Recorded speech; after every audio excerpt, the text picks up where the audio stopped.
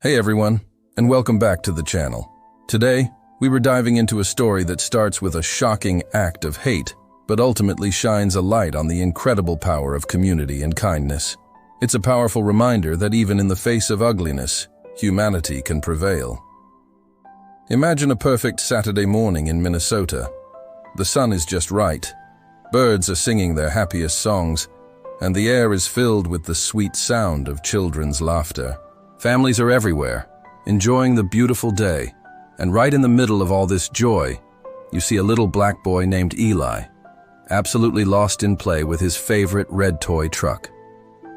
He's smiling, running freely in the grass, just a picture of pure innocence and happiness. It's the kind of day that feels like a warm hug, a moment of perfect peace where nothing could possibly go wrong. But sometimes peace can be incredibly fragile. It only takes one moment, one misplaced word, for that serenity to shatter.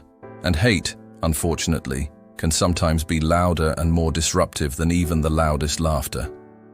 That morning, a woman, Shiloh, in her late 30s, was walking through the park. She seemed preoccupied, checking her diaper bag as she passed by, and then she stopped. She thought something was missing from her bag. Instead of simply asking, instead of taking a moment to consider, she immediately jumped to a hurtful assumption. "Did you take from my bag?" she shouted, her voice cutting through the gentle hum of the park.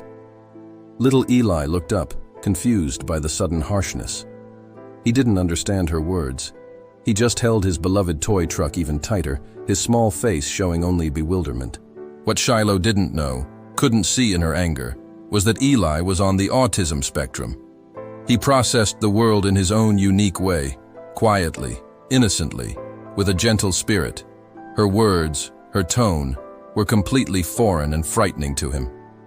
And then, in a moment that would forever change the atmosphere of that park, she said it.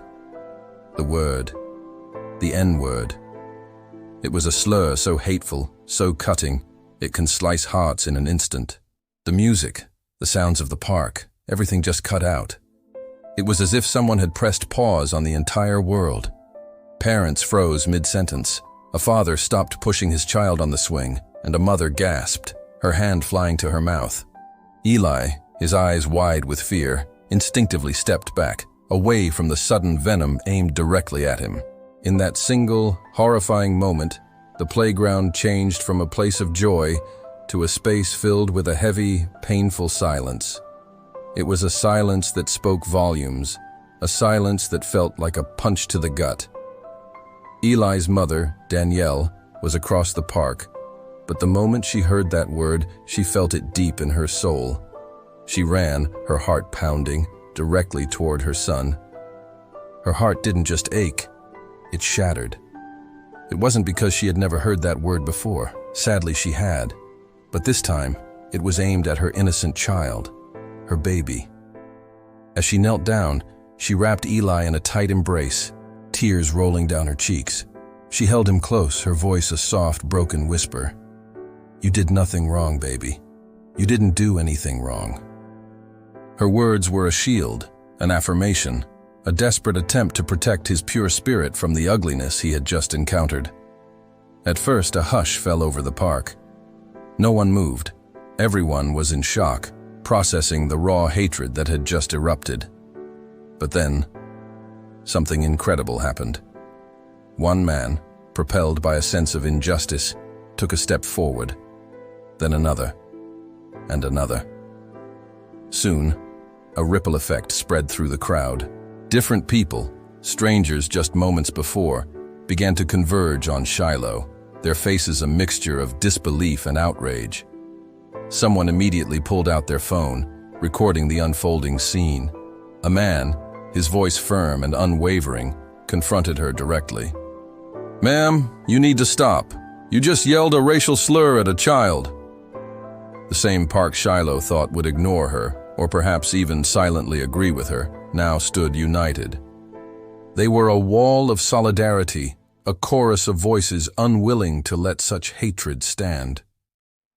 As more phones started recording and more voices rose in protest, a shift happened. Shiloh, who had been so aggressive and self-assured just moments before, began to tremble. She looked around, realizing with dawning horror that she wasn't the victim in this scenario. She was the one in the wrong. She was the lesson.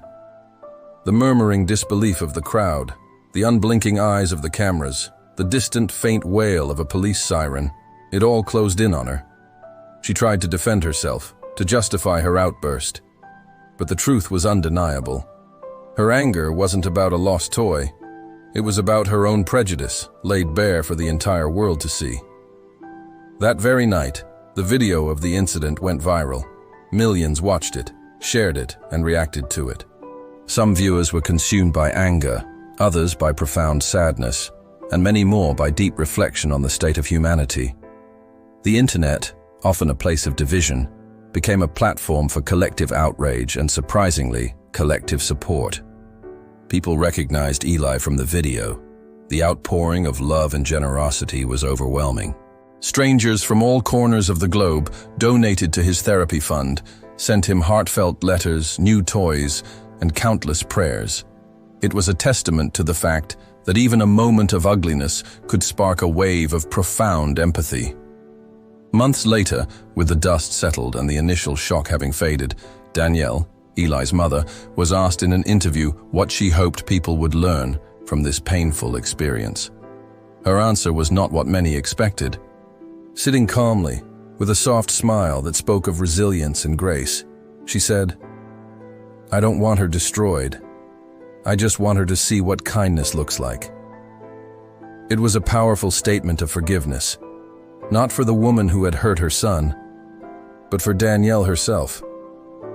It was about finding her own peace, choosing healing over continued anger. It was an extraordinary act of strength and compassion. Today, Eli still plays in that very same park. He still loves his red truck, maybe even more fiercely now. But things are different. People see him now.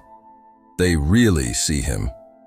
Not just a child, but a symbol of resilience, a reminder of the community's power. They wave, they smile, they greet him with warmth. His red truck, once a simple toy, now carries a story. Sometimes it truly takes a moment of intense hate to awaken a lifetime of humanity. The color of our skin should never, ever decide the size of our heart.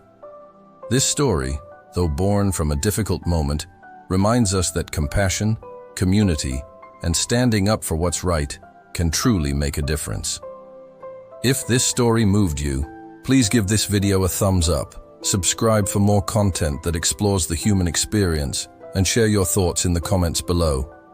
Let's keep spreading kindness. Thanks for watching.